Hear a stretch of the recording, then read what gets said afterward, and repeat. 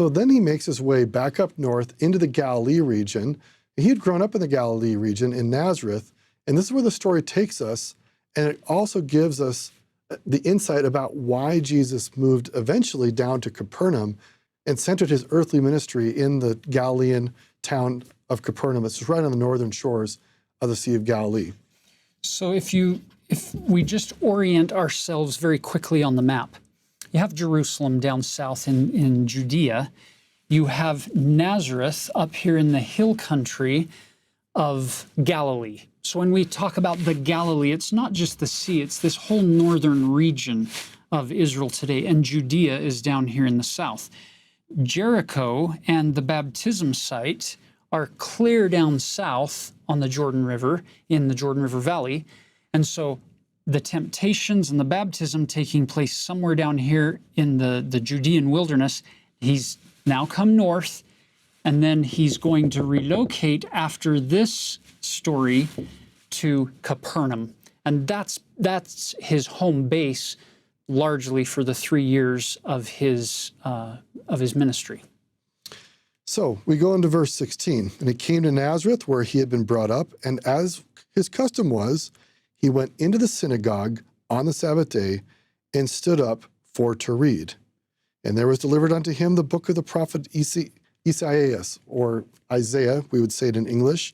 And when he'd opened the book, he found the place where it was written. And before we read what he said, Tyler, why is this interesting that Jesus is reading?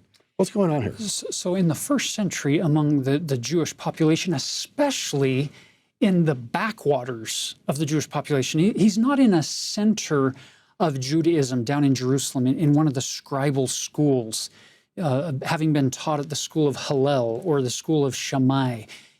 He's up in a place where this is very, very suburb to the suburb to the suburb. He is an outlier of society, and he's going to read.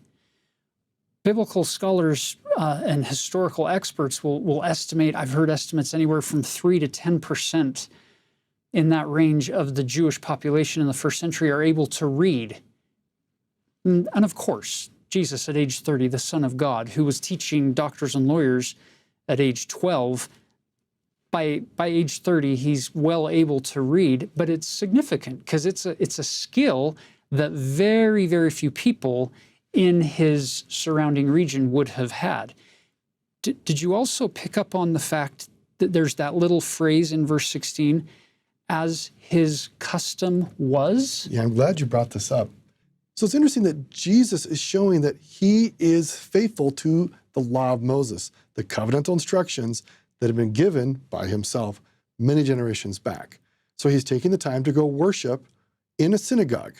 So today you might hear people say things like the following: I don't need to go to church. I go out into the wilderness to connect with Jesus. And I'm a follower of Jesus. And I connect with him better doing activity X, Y, or Z rather than going to church. People can say that, but if we're careful readers of the scriptures, if I want to be a follower of Christ, that means I do the things which he did and things that he's commanded. And it was his custom to go to church, to the synagogue, on the Sabbath day. And so if I want to be more like him, I'm probably going to want to follow that example. So the way synagogues were laid out, we have a depiction here. People would be sitting on the sides, and somebody would be invited to read from the scriptures, and they would unroll the scroll to where they were in the scripture reading, and that person then would read. And then the custom was, when you sit down, it is your job to expound or interpret what you have read. So now let's turn and listen to what happened to be the scripture block reading for Jesus that day, and then what he said to the people. So that's an important thing. The scripture block reading for that day, you're used to this because we have blocks of scripture that the church has given us every week to study so that when we come to church or to our meetings, we can discuss them. Well, in that particular, they have the same thing. And here he is in Isaiah chapter 61, verse 1 and 2. It reads, "The Spirit of the Lord is upon me, because he hath anointed me to preach the gospel to the poor. He hath sent me to heal the brokenhearted, to preach deliverance to the captives, and recovering of sight to the blind, to set at liberty them that are bruised, to preach the acceptable year of the Lord. Then he closed the book, and he gave it again to the minister, and sat down. And the eyes of all them that were in the synagogue were fastened on him.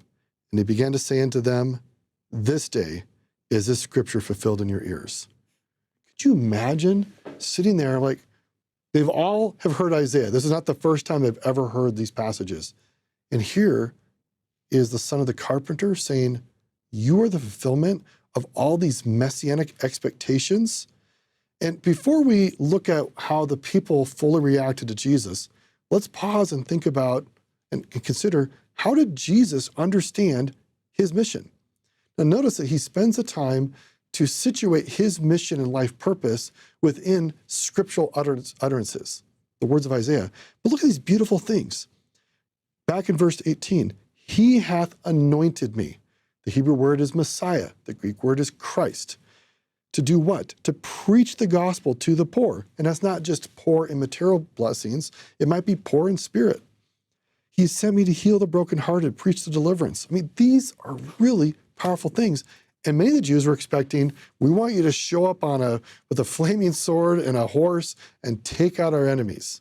And instead he's saying, no, I'm actually here to heal what's broken. And I am the Messiah. Which is a very interesting and relevant point for us today.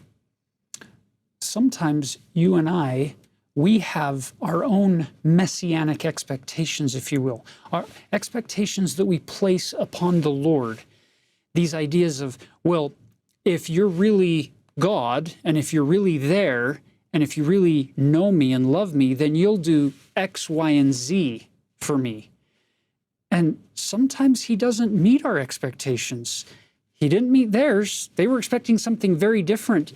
And he came not to overthrow the Romans, but to overthrow death and hell and the kingdoms of darkness in the world. And so this is fascinating, the response. They all wondered at the gracious words which proceeded out of his mouth. And they said, is not this Joseph's son? This is that kid that grew up down the street, and now he's here reading in our synagogue telling us he's the fulfillment of the Messiah prophecy in Isaiah chapter 61? How can this be? And so he tells them in verse 24, no prophet is accepted in his own country. And then he says, but I tell you of a truth. Many widows were in Israel in the days of Elias, when the heaven was shut up 3 years and 6 months, when great famine was throughout all the land. So we're telling the story of Elijah and the widow of Zarephath here. So in verse 26, he says, but unto none of them, all these people in Israel, these widows in Israel, unto none of them was Elias sent, save unto Sarepta, a city of Sidon, unto a woman that was a widow. So Sidon, Tyre and Sidon, it's up north on the Mediterranean Sea coast, among Gentiles. Among all the widows of Israel, he wasn't sent, but he was sent to a widow up there in Sidon. That really breaks expectations.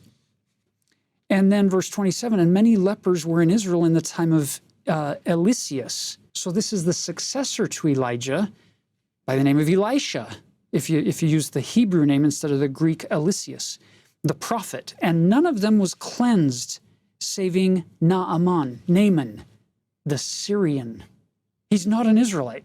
He's a Gentile, and he was cleansed.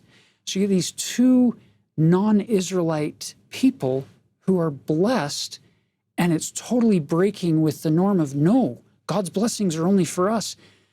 And there's another way to look at this. There's this idea that kind of ties back into the temptations that we talked about in part 1 of this week's episodes. This idea of people wanting instantaneous gratification without it costing them anything. So I hear these people in the hometown. It's almost as if they're saying, prove that you're a fulfillment of this. Don't just say it. We're not going to take you at your word.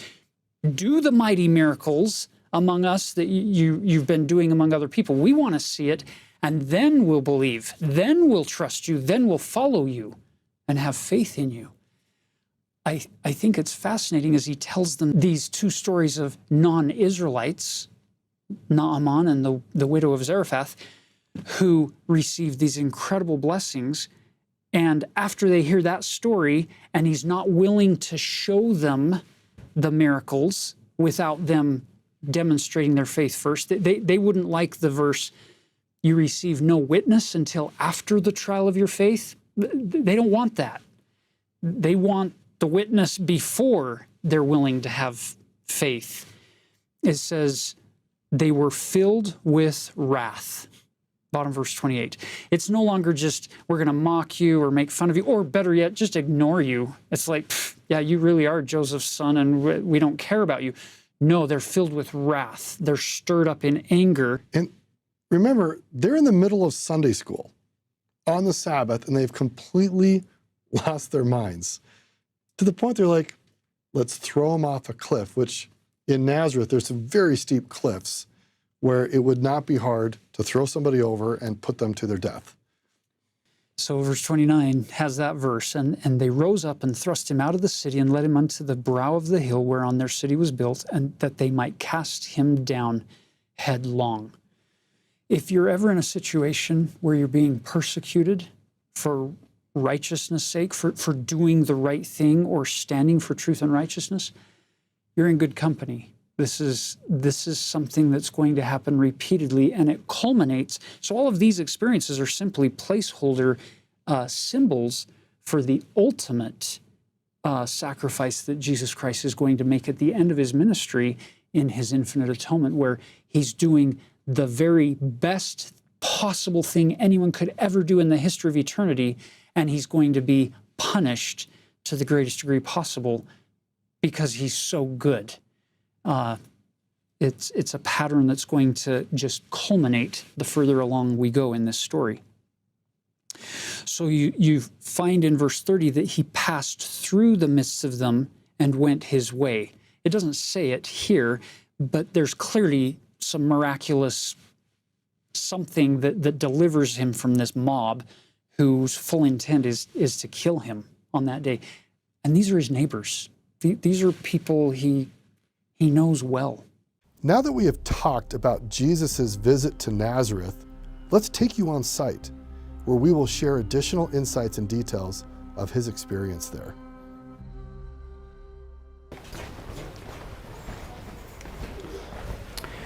So here we are in Nazareth, just a little bit above the Church of the Annunciation. This is the boyhood home of Jesus.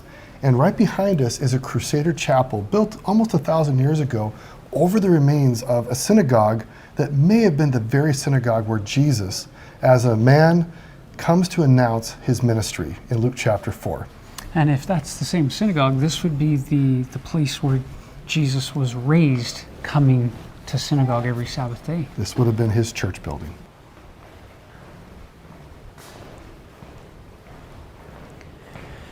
So you can picture underneath this building, the synagogue at the time of Jesus. I love the way that this is worded in Luke chapter 4. He says, and he came to Nazareth, where he had been brought up, and as his custom was, he went into the synagogue on the Sabbath day and stood up to read. I love that he went to church, stood up to read, and there was delivered unto him the book of the prophet Isaiah. And when he had opened the book, he found the place where it was written, the Spirit of the Lord is upon me, because he hath anointed me to preach the gospel to the poor. He hath sent me to heal the brokenhearted, to preach deliverance to the captives, and recovering of sight to the blind, to set at liberty them that are bruised, to preach the acceptable year of the Lord. And then he rolls that scroll back up and hands it off.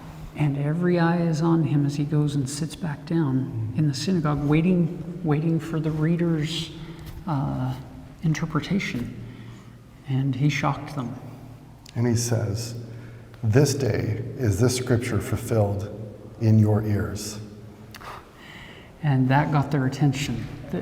This to them was blasphemy, because they're looking at Jesus, Joseph's son, the carpenter. How could you take on this huge messianic role? It's blasphemy. So they got up to take him out, to throw him headlong off of a precipice. But instead, he passed through their midst in safety. What an amazing thing to trust that Jesus is who he says he is, the Son of God, prophesied by all the holy prophets.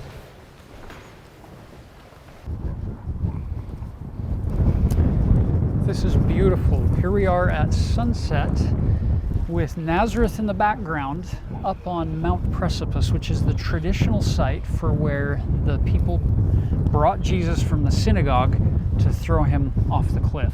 And of course, he passed through safely and eventually went on to Capernaum, where he established his Galilean ministry for a number of years, and there is where he found most of his disciples.